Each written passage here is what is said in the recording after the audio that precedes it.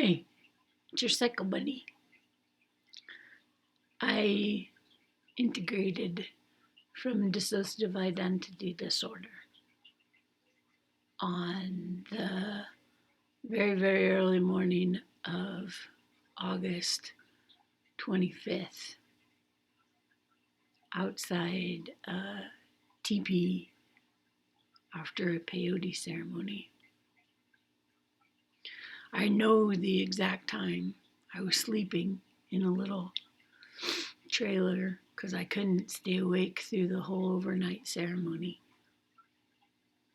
And when I awoke, I had the strangest sensation that there was only one of me in my mind, only one of me in my body. All the way to my fingertips, there was only me. My journey took a strong turn then, but it didn't stop being a journey.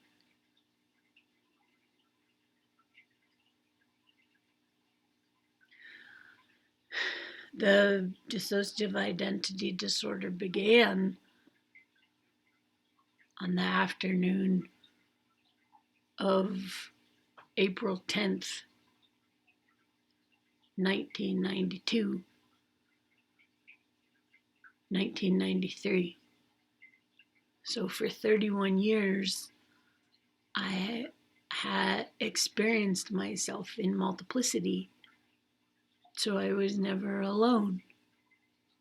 And in times of great stress, I could roll my eyes back in my head and relax completely, and then become someone else who was not so stressed, someone with expertise or with ease in dealing with the stressor, like driving, for instance, or public speaking, or having to interact with family.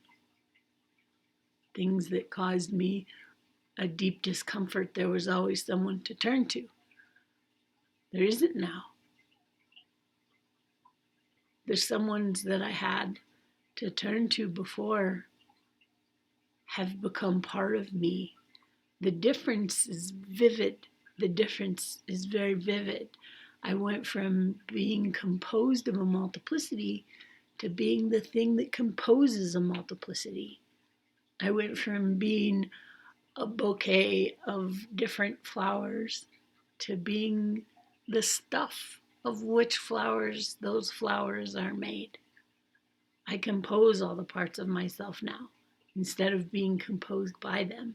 And it feels very, very different because my mind, I am of one mind.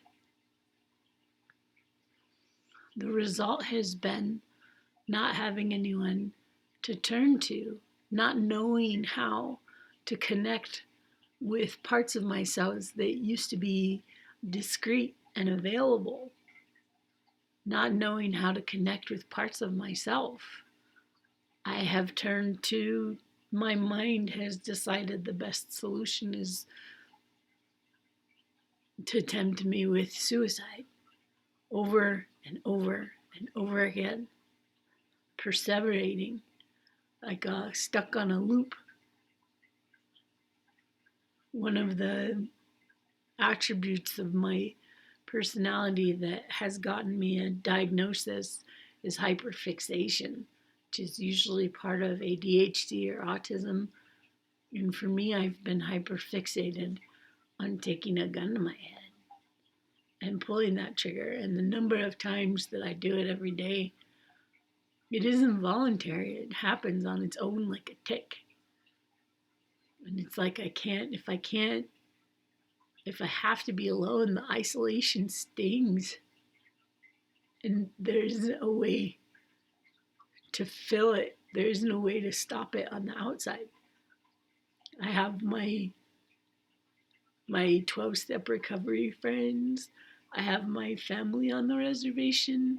I have so many people who are so kind to me on Facebook, but I don't have myself.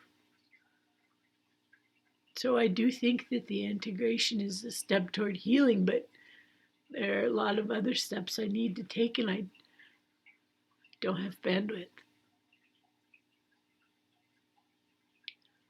I don't know what happens next. I've never read about this. I don't know how it gets better. I just know it hurts, and that's why this is the first video I've made in a long time, months. I'm sure it gets better, but I can't see how. Time thou must untangle this, not I, for 'tis too hard a knot for me to untie.